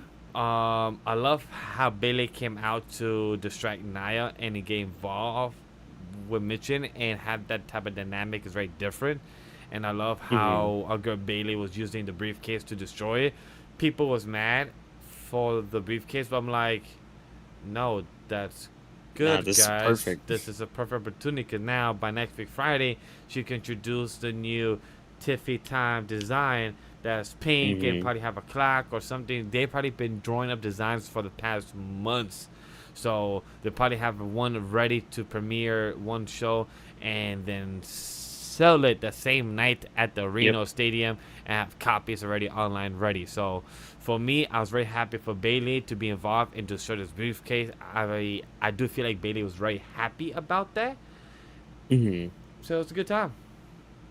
Yeah, no, it was a great time. I mean, and I posed this question to my group chat that I have, because it's like, okay, we keep getting Michin every single week, which, you know, is good. Yes, you know, have your TV time, have your match time, you know, yes, that's what we want for people and all that. But it's like, then you start kind of thinking, it's just like, okay, wait, we keep using her, but don't we have more people on our roster that we could be using and all that? So, like, I kind of started getting into that mindset. I'm like, okay, well, who do we have on the roster that's not really doing anything? And then, like, you kind of start breaking it down a little bit. It's just like, okay, well, now that we've kind of broke it down a little bit, now let's see who could be, like, eating losses like this. Because it's like, and this is as the match was going on, by the way. So I thought Tiffany Stratton was going to be winning. So it's just like, okay, well, she'll probably be losing to Tiffany here tonight. She lost to Nia. You know, she's been losing some matches in NXT as well. So it's just like, you know, it kind of sucks when you're like the talent that always loses, but it's always the talent that's there that does that like puts in all the work and is always like there to do the job, but also to like help elevate those around them as well. And Mia Yim or Mission or whatever, she plays that role very well in the women's division, I think. It's like she's still credible in a way, but you know, she does lose a lot. And, you know, when you beat her... I'll tell you this. For the other options, Blair Davenport, we cannot use her because she's in a feud right now with Naomi. Candice LeRae, she's right now in the feud with the tag champions. Are they still doing that? Yeah, with the tag champions, Candice LeRae and everything. Chelsea Green, we already had her. Elektra Lopez, it seems like she's just like a model for Legado del Fantasma, because I haven't seen her wrestle once since then. For other women, we have Michin, Naomi is busy, Piper Niven is busy. Oh, for Shinsuke, you're moved to Friday? I think it's on Monday. Huh. Nakamura? Yeah, he's on the Friday roster. Yeah. No, I'm pretty sure he was drafted. Oh, I totally forgot about that. Pretty sure. We have not seen him in a while then. But yeah, so we do not have a lot of women options yet right now to show up. Yeah. So I guess right now Michin is the best option. Yeah. Which, I mean, again, is fine because, you know, I mean, you had mentioned Blair Davenport in your list. I mean, she's still fairly new, so she can't really be eating losses like that or anything. But I mean, again, like, Tiffany Stratton didn't lose. I mean, she won. And one that we haven't seen in a while is also Tegan Nox. We have not seen her in a while as well. I need to look that up because I don't know if she... Chat, if you know anything about Tegan Nox and her whereabouts, be sure to call us at 1-850-226-3149, extension 220. He's lying. We do not have an extension number yet. We will soon have one. Oh, yeah. We would love to have one down the line. Because trust me, me and Whawkins were actually thinking of ideas to improve our set, and trust me, we're cooking. I'll sell you this, chat. Oh yeah. Totally Yeah, off don't worry topic, about but it. we're cooking on an idea, and Nah, they got it. we will definitely have like a conference or like a last 10-minute thing where chat or somebody could join from a Discord community and could talk and have any last minute questions to us before. But that's Yeah. future down the road in the future. But overall, I'm glad the Money in the Bank briefcase got destroyed as it should have. It got taped up by Tiffany. Girl used some gaff tape or some tape from the camera card. She said, yo, Love it. I'm gonna tape this shit up, boom, boom, boom. Put some little green and pink, probably got big ass band-aid. But nope, you're about to get the Tiffy time clock briefcase. So I can't wait to see that, and what type of new slogan is she going to be using for herself for this PLE and for moving forward. And really quick before we move on to our next quote unquote match, I love how commentary Corey Graves is like, he makes sure to let us know, hey, even though the briefcase was destroyed, the contract is It's fine. still intact. Yep. It's still okay. It's still alright. It's still fine. But speaking of things that were fine, okay, we had Chelsea Green versus Bianca Belair. Now, how did this get set up? Well, we see that earlier in the day, Bianca Belair and Jade Garkill, they're about to go into Nick Aldis's office. But, oh no, here comes Chelsea Green and Piper Niven, and they want a shot at the tag titles. But our former champions want a shot back at their tag titles. Well, hey, let's has a fight. And has a fight they do. Kind of a fight, I guess. It was a match filled with nothing, and then a couple roll-ups happened, and Bianca Belair won. Look, There's your match. I'm not gonna give any more lines to what this match was. This match was not saying boring or whack, but this match was pointless. It was more for a cut promo to, like, the match wasn't even point in itself. It was more from the setup to the lead up. That's what it was. Yeah. You had the breakfast and you had the dessert. I mean, sorry, you had the appetizer and you had dessert. You forgot about the entree. The entree was like, yeah, here's the match, boom, leave, gone. It's like, okay. Talking about the setup, it was a bad setup. Like, anybody could have gone to the door in the office. Like, literally, like, y'all could have had a cat fight right at the door, and the guys could have been like, yo, yeah, are arguing outside my door. I'm trying to have a meeting with somebody here. You know what? Y'all both gonna have a match tonight. Boom, that's it. That would have been more entertaining, more of a little cat fight instead of like, no. Jade, don't open the door. You had your hand already at the doorknob. You know what? Don't open the door. You know what? Yeah. You know what? This girl Chelsea Green wants to start a fight. Let me go one-on-one with this chick. Okay, but in my head, while watching this, I'm like, so is nobody gonna open the door and have this meeting with Nick? Like, is nobody gonna have that? Like, it's just not. Okay, they'll make it official another way. They'll just go to Triple H. He's only in Gorilla.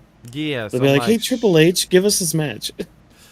So, and we know you gave Nick Aldis that power, but we need you to do it. We need you to make it official. It was just a weird setup. I was not saying happy with it. It was just like, no, I get it. Cool.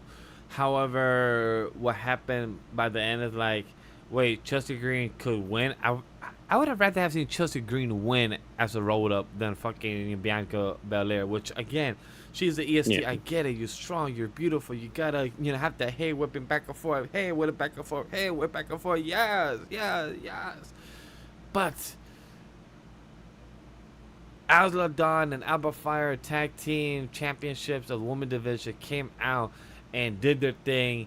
They look menacing. They look sexy. They look like, you want us? You know what? I came to you. We'll come here next Friday. You will not get a match, but you get a teaser. You know what? You got blue balls, deuces, bye. Yeah. And I'm like, okay, cool. So that's They've barely been on TV since gonna winning the titles. You're going to give us a promo about a promo by seeing us a promo for next week? Yeah. Different. I like it. However, I will not say that they've not been on TV because they've been at Mexico. They was there at the Super Show. They was there on this past couple weeks on Monday Night Raw. They had some TV time. I feel like you're talking about more like they haven't wrestled or they haven't been in the middle of the ring. Like, exactly. They have backstage segments, but not in-ring promo.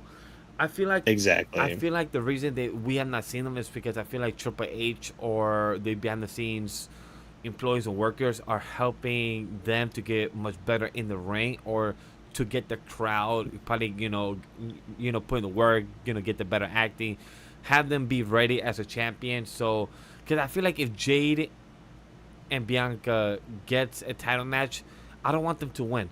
I want them to fight for it, and I don't want them to win. I feel like if Alba Fire and Mhm. Azaddon lose the match already after only one title defense, it doesn't hold any type of value. And I feel like that's what the complaints are about these tag titles. We don't want them to be hopping to team.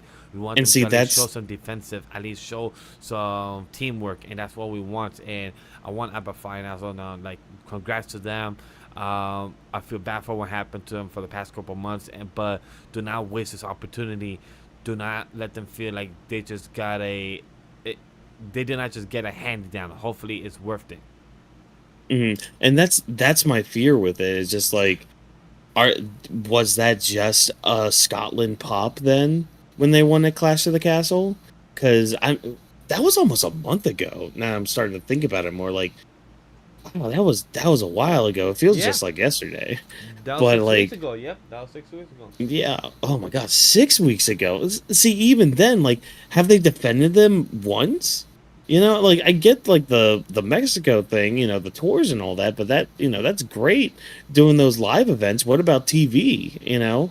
Like, do something more, I guess. Like, because that's the thing. It's like, how do you get better when you're not thrown into it? Like, and I get, training backstage and all that, and like off camera and everything, but like, you still got to be on camera for people to care about you more. You get like, you got to get the crowd reactions. You got to Hey, get the people understanding who you are and all that. I have a question to you. Did you know No, the tag team name of Abba Fire and Asla Dawn? They actually have a name. which one? Which one? It's like, It's well, I've heard called, the witches. I don't know if that was just on well, the podcast or not. their official name on the WWE website for the championships, because everyone's here. Bayley, Sami Zayn, Logan Paul, Aaron Jett as a speed Blanking on it. champion. Finn Balor and JD McDonough don't have a name, even though they're in the group of Judgment Day, but they have DIY. The name of Alba Fire and Asla Dawn is called the Unholy Union. That's what it is. I was unaware about that. I I like totally it. forgot I about that. I I knew it was something vaguely like that, but yeah. Yeah, so they basically had a promo on the screen saying, "Hey, we'll be here next week. See you then. Maybe you'll get a shot. Who knows?" So I can't wait to see when this match will be. I'm gonna go ahead and call that it's going to happen on the SmackDown before SummerSlam. Yeah, because people understand, if SummerSlam is 5 matches, guess what? SmackDown is 4 matches. That night before, we have Well, technically that weekend itself, we have like 9 matches in one weekend. Well, hopefully not SmackDown. Hopefully SummerSlam has a little bit more than 5 matches. Like, give me like a 7 match card for SummerSlam. Like, that's a big show. Let's have a big card for it. Oh yeah, Like, that's true, just a because little bigger it's card. also starting at 7 as well. So it'll be probably a good like 4 hour event, I would assume. Yeah, Just because like it's a big event, like, and especially like another thing I've been noticing too with WWE is like, and this is kind of why I said, oh, this match is probably gonna be on the SmackDown before SummerSlam. They've been putting a lot of emphasis on these SmackDowns before these PLEs. So like the SmackDown before Clash at the Castle, before Money in the Bank, and now before SummerSlam. Like, they almost act like a pre-show before the event, which, I mean, fine if that's how you're gonna book it and bill it and all that. Cool, that's okay. I can get behind it, but like, again, it's like a change of mentality you have to have with just how Triple H is gonna be having WWE now that he can actually do what he wants. Like, it's a very interesting mindset to kind of like look into and like kind of rewire your brain around. But it's yeah. It's something pretty interesting. The more we go with it, but it's about time because I can't wait Oh, it is about time. for Fox to also get out Yeah. of SmackDown because fuck Fox Yeah. for continuing showing the back screen just because they keep saying Yeah. fuck you Logan. Yeah. Oh my gosh. We finally get the confrontation again. Logan Paul responding to LA Knight and his challenge for the US title.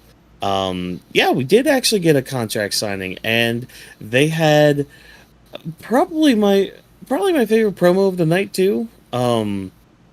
Just like these two can go at it, and I like some of the lines said. I think the one thing that stood out with me with LA Knight, at least before we talk more about like certain lines that were said, is he basically told Logan Paul that you're using old material to try to get over and all that. Like, and even tonight, Logan tries to do that. Like, even tonight, he tried to do like the map thing that LA Knight did to him a year ago. It's like, dude, you're just proving LA Knight right again. Yeah, because Like, last year, Ellie and I used the map for him how to find his way somewhere. I forgot what it was, but I felt like it was a catchphrase or oh, something. it was basically. Let me write down a map for you so I can show you just where you can shove all those bottles of Prime. Oh, Basically saying to shove all those bottles of Prime up up your his ass. pooper. Yeah, Yeah. but But, I want to say yeah. it was nice to see Nick Aldis, the reaction with him just watching two people cook. I wonder what Hmm. the manager vibe mindset for Nick Aldis is watching LA Knight cook a promo and see Logan Paul react, see how these two gentlemen. I wonder what's the behind the scenes type of mindset as his position, just seeing two of the gentlemen observe and if Nick has type of earpiece hearing how from Triple H or hearing the whole type of gorilla position, being Hmm. discussed. So that would be pretty interesting. But I love LA Knight the way he comes in, the way he also tells when LA Knight comes in, does his entrance, goes to the first corner, goes to like yeah, ah, Oh yeah. and then goes to the other corner, but Nick Aldis is there. I love how he tells Nick Aldis, "Hey, Scooch, Scooch, I need to do my thing." Ah, ah, ow, hey, night, yeah. So Yeah. I just love how he just tells Nick Aldis like, "Yo, okay, just get out of my way. I'm trying to do my thing." Yeah. But oh my gosh. I can't wait for that US title to be around this man's waist and just on his shoulder and all that. Like I can already picture it in my head, and yes, it is probably happened on my copy of 2K24. Don't at me, don't fight me. One of If you my do, you're not in for a good time. But anyways, one of my favorite um, lines that was said, because if people didn't see, Logan Paul did not want to fight LA Knight. He said, "I oh ain't signing no, this. It's not my time. It's not worth my time. I'm good. I don't need you. You need me. I made this title become what it is." I'm like, yeah, sure. You have only defended twice in 200 days, my dude. You're not that good. However, yeah, it's working because LA Knight said a beautiful line. He said, "Huh? It sounded like you're scared because you said the Paul brothers, right? But it's crazy that hmm one of the Paul brothers could go versus Mike Tyson. He could goes in the ring to fight Mike Tyson, but you don't want to go in the ring versus me. It seems like the balls don't run in the family." And I love that when I said that to Logan. It was a nice swinger at the line. It was nice. Uh-oh. Excuse me. It was a nice hook and singer, so I just love that very much. hmm Like, okay, I I just like the story that we're telling here, because so, man, where do I even begin with this? So Logan Paul, he's how do I even describe this? Sorry, folks. I am just like I'm at a loss for words tonight. Okay, so Logan Paul, he is coming at this as I don't need this. I'm already the champion. I'm already doing things outside of WWE. I have a whole company. I have a family I'm trying to raise. Like, I'm trying to like do things outside of this company so that way my life doesn't revolve around one thing. However, at LA Knight, you, on the other hand, you need this. You desire this. Like, if you can't win this, then your whole existence is nothing. Like, you need this more than I do. And it's an interesting dynamic because like he is right because like LA Knight's whole life is wrestling. You know, Yep. that's his job. You know, I mean, some other things might just be, you know, things in the back, like, you know, drinking with Cody Rhodes on a new podcast segment, or, you know, going to the gym to keeping up with his physique and all that. But Very like funny enough at that the end of you the day, yeah. bring Oh this yeah, topic. yeah. That No, there's a because reason I brought it up. no, because very funny how you bring this up during this conversation, because Logan Paul must Hmm. have heard the podcast Oh yeah. with LA Knight and Cody Rhodes. Of, if anybody haven't heard, the new podcast with Cody Rhodes of what do you want to talk about, because that's what his catchphrase is. The first one he had with was last week with Bailey. Well, this one was LA Knight, and they actually talk about LA Knight history. Like, they actually get vulnerable in this Hmm. podcast for the first 32 minutes. I feel like this podcast could have gone for another 20 minutes and have like a vulnerable side of LA Knight. So that was pretty Hmm. interesting. But LA Knight talks about that wrestling is his life. He always wanted to do wrestling since a child. He chose to be 200 plus pounds before he started do wrestling. He wanted to be above a weight before he could start doing these things. Even Logan Paul said that a gym bro with a catchphrase pretending to be The Rock. I love that line as well. And even Ella and I laugh about that because he Hmm. said that's not original. I've heard that before. What you got what you got next, buddy? I Yeah. heard what that is, but I am who I am. I am the megastar. I am who I am. So I love that very much. Like, he believes in himself and he bets on himself. Exactly. And I mean, hopefully gets him to that US title win at SummerSlam. I'm hoping it does because like, man, just again, having that US title on LA Knight just it seems right now. And this is the time to pull that trigger. Triple H, I swear, if you don't pull that trigger, I'm gonna make my way up to Titan Towers. I'm gonna make my way to WWE headquarters. I'm gonna make my way over to Endeavor headquarters and be like, look, people, no. How dare you? How dare you not make my boy LA Knight a champion in your company? How dare you? Um, It's a great but yeah, I choice mean, for LA Knight, and I'm oh happy they're yeah. doing this with him, and I'm happy they're even involving our boy Santos, because I brought this up last Hmm. week. We said this last week. Yo, they haven't done nothing with Santos. We've been having Legado Fantasma here and there, but Santos, he's not really good as a heel. He's good as a baby face. I feel like he's much better as a baby, because if people did not see the Super Show clips that's been going on around, he was great in Mexico. People Oh love yeah. him. People in Mexico love him. He even asks, "What would you guys want a POE in Mexico?" Everyone scream. Oh. He was loved by the audience, loved by the fans. It was great for Santos Escobar. Hmm. So my question to you, And Whawkins, is: do you like current Santos as a heel, or do you want him to go back as a babyface? And do you like them involving Santos in the story? Even though when I said that this rodeo has gone before, and I whoop your ass once, twice, three times now. So if you want to go again, I could show you the replay clip. So I love that line yeah. that he keeps saying, like, "Hey, if you want to go, just because you didn't get pinned and I pinned Logan, you're saying that you still have a chance, my dude. We've gone on this rodeo. So what is your opinion on this? Are you happy for Santos, and do you like him as a heel so far?" I mean, Santos is best as a heel, I think. I think his babyface run, I mean, it was fine, but it still kind of stings that he didn't, like, really get one over Rey Mysterio, or at least Same. I don't really think he did, He should from have, but what I for remember. some Yeah. goddamn reason, Rey Mysterio has a contract of him not able to lose against his other people. It just makes no sense. Well, especially if he's sponsored, you know. Yes, if you're And sponsored by some type of brand that's a beer or Modelo, he's not yeah. losing. Yeah, God just himself know. will be losing against Ray. Yeah. But I mean, so heel Santos, yes, always yes for me.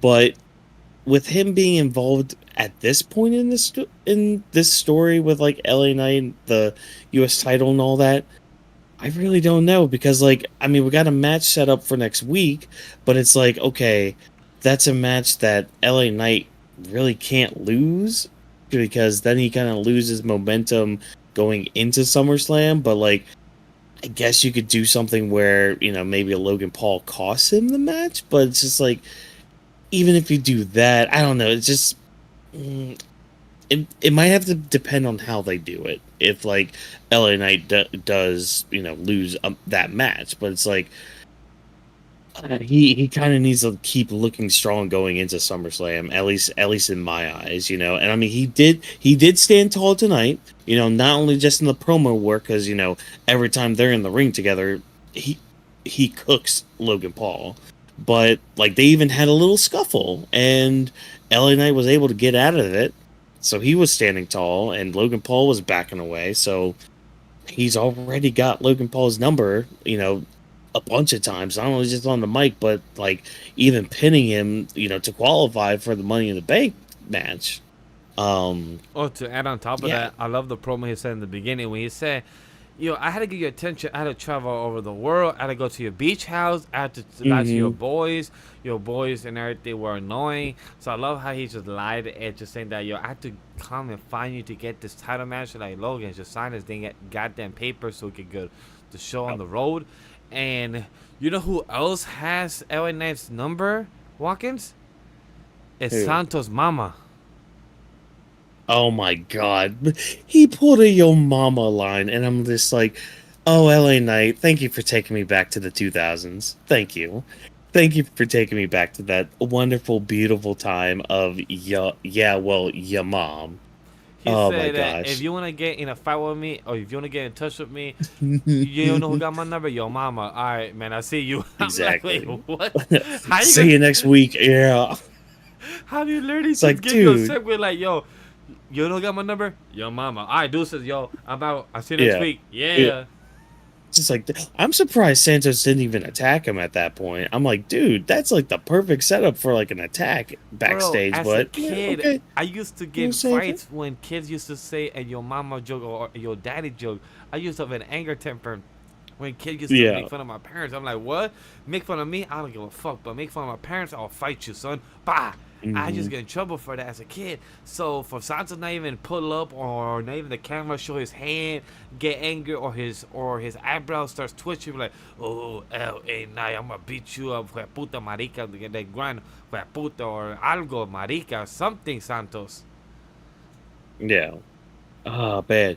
But yeah, so we're pushing the story forward with the US title and all that. But hey, you know what, Vash?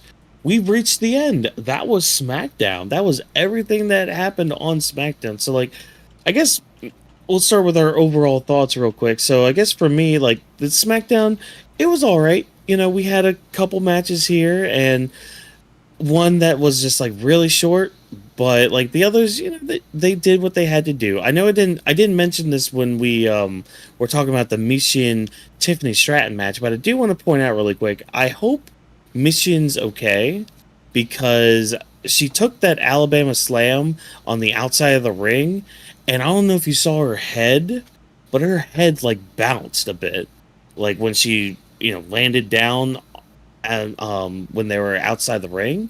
Like, look up the clip again. Like, I hope she's okay. I hope she doesn't like get a concussion or like a partial like a concussion or whatever. But hopefully you're fine, Machine. But like again, overall, I thought SmackDown it was fine. You know, again we're ending the show with the Bloodline on top, which okay, fine. Let's not get too samey now with our endings. But again, it was a fine SmackDown. What did you think of the whole show, Vash? Uh, SmackDown was solid, amazing. Sorry, I got a bit distracted because while you was talking about that, I saw our boy, the guy on Twitter that puts all the Sonic rings. For anybody that's not on Twitter and everything, people might not get the follow reference. Hang 'em Eye. Go do it. Hang 'em Eye. He just got off a phone call on Discord with Xavier Woods, and they was playing Tekken 8 for an hour straight. So beautiful for that. If you don't know who Hang 'em is, he is a person that is beloved in the wrestling community for all the videos and all the takes he does. So yeet for that. Love the opportunity for him because he always talks great stuff that's going on in the wrestling community, and he always makes jokes about it in the best way possible. But my favorite stuff about this of the night, my boy LA Knight getting a goddamn title for the SummerSlam of the US. I mean, at SummerSlam for the US title. So great opportunity for my boy LA Knight. He's gonna take it over Logan Paul. Fuck him, Logan Paul. You was a good champion. You had a great presence for who you are. So I had a good time with that. When it comes to Cody Rhodes, my man, stop getting your ass whipped by the bloodline. You gotta like, hey, yo, have a chair ready, have a bat ready, have a ladder ready. If you know they're coming, have like 2 swords. You know what? Be Zorro, my G. Have 1 sword on the left, 1 sword on the right. Have a mouth. That's it. Shank up. I'm tired of that shit, bro. Shank up. Shank up. Yo, I'm just tired of you losing against the fucking bloodline. Like, yo, you're my guy. You're my champion. You're my G. Stop getting your ass kicked. Stop getting jumped. It's kind of like the joke of Kevin Hart of you seeing your friends jump. It's like you decide, do you help them to not get jumped, or do you watch them get jumped so you could tell them what happened and you don't get jumped, so you're helping yourself. Like, you're in a position like, damn, Cody, who else do you ask to help you? Because if they come and ask you to help you, Bloodline's gonna jump them too. So it's like, it's a win-lose situation. Exactly. Oh my gosh. But yeah, it was SmackDown again was a good show. I see you out there, Durant. I see you just finished SmackDown. Yes. And we just finished talking about SmackDown. So if you want to hear our thoughts, be sure to, go back at the beginning of this video, hear the crappy intro I did, but you'll be able to hear Vash's awesome Stampede going forward. So don't worry about it. It's all good. It's all fine. What's funny, a lot of people, I don't think they've noticed that I do a Stampede intro in the beginning. It's like people think that I'm just talking about the show. Like, no, like I'm doing a segment called the Stampede. Like, I'm giving you the quick rundown of what we're talking about the show. What is our structure of the show? Like, yes, SmackDown had their own structure, but then we're talking about in our way of the headline stars, the midline stars, the main style. All those things are important. So it's fun.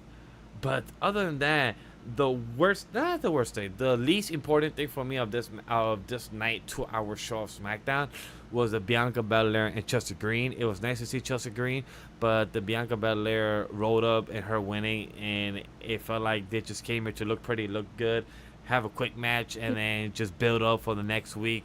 Maybe have a teaser to have a blue balls. Like, hey, you might have a tag match, you might not. Who knows? We might be there, we might not. Poof, the unholy union. I just found out their name. Yeah, them. Yep. Yeah. Oh my gosh. But, before we log out, before we sign out of here at least, there are other places you guys can talk to us about, wrestling and all that stuff, but I don't know where they are. But Vash knows exactly where you guys can go if you wanted to talk to us about anything. Vash, tell the lovely people where they can go and find us. Like you say, our boy Fatu, shake your eyes to the Matrix. Go into the social media and follow us everywhere on social media at AniMa We Studio or hashtag Weebs of the Ring with my handle, Legend D Vash, like Whawkins handle, Whawkins MW, and like DropThisBox that was not here tonight.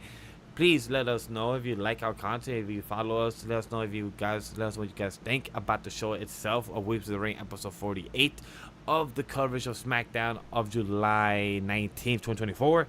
Let us know. And additionally, if you like other shows or products that we do, Anime Podcast episode 150 dropped yesterday. Weebs of the Ring episode 47 dropped this past Monday Night Raw. And Weebs of the Ring episode 49 and 50 is dropping up this Monday and Friday coming up. And this weekend, Saturday and Sunday, I will be doing 2 streams, an Assassin's Creed stream, and I'll be doing My Hero Academia stream. So stay tuned for that. Check on the YouTube. The Assassin's Creed will be on the Twitch side, and the My Hero Academia will be on the YouTube side. So if you're not following us, go to twitch.tv/AniMaWeStudio, and if you're there, we appreciate it. Hit the follow, hit the subscribe. There's a Twitch sub Other than that, back to you, Whawkins.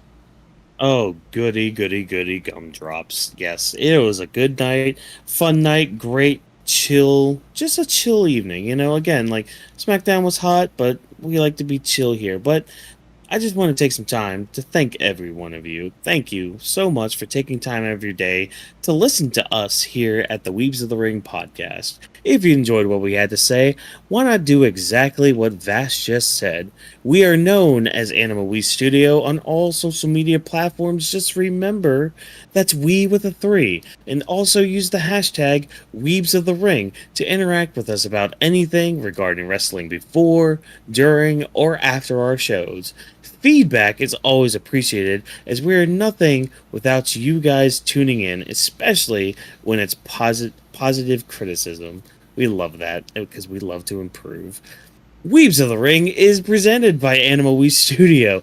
Thanks again to our production team of Vash, Whawkins, DropThisBox, Rome, and Jokester, as well as special thanks to JB and Abe. Thank you for joining us, and remember, no stunt grannies were harmed in the recording of this podcast. Have a good night, everybody. And cheese on pancakes.